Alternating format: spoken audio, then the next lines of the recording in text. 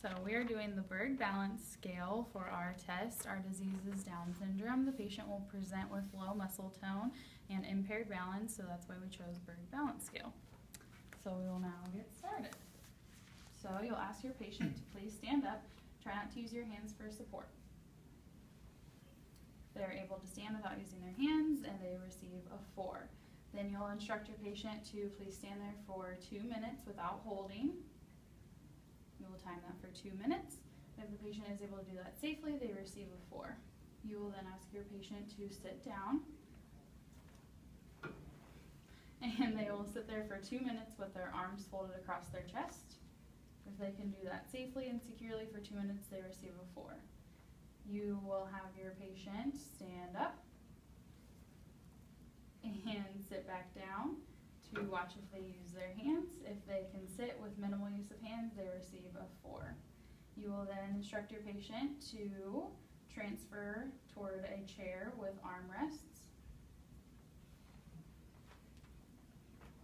and stand back up and transfer towards a chair without armrests. If they're able to transfer with minor use of hands, they receive a 4. You will ask them to stand up and stand there for 10 seconds with their eyes closed. If they can do this safely for 10 seconds, they receive a 4. You will then have them place their feet together and stand there. If they're able to place their feet together independently and stand for 1 minute safely, they receive a 4. You will then ask your patient to lift their arm to 90 degrees like this, and you will measure, hold it at the tip of their fingers, and have them reach forward as far as they can safely, and you measure the distance of how far they can reach forward.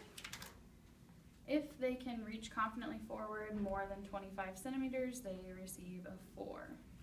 You will then ask your patient to bend down and pick something up off the floor that's in front of them, and then put it back down on the floor. If they're able to pick it up safely and easily, they receive a 4. You will have your patient turn over their left shoulder and look directly behind them, and repeat over the right shoulder.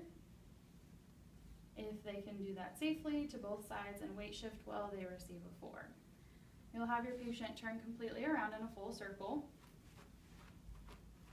pause, and turn the opposite way.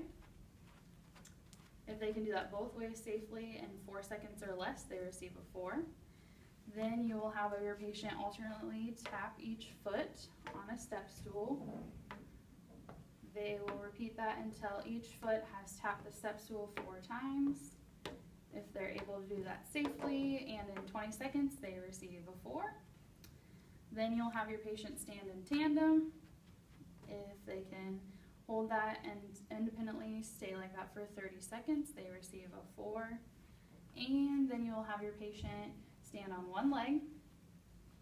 If they can hold that for 10 seconds without falling or needing assistance, they receive a 4.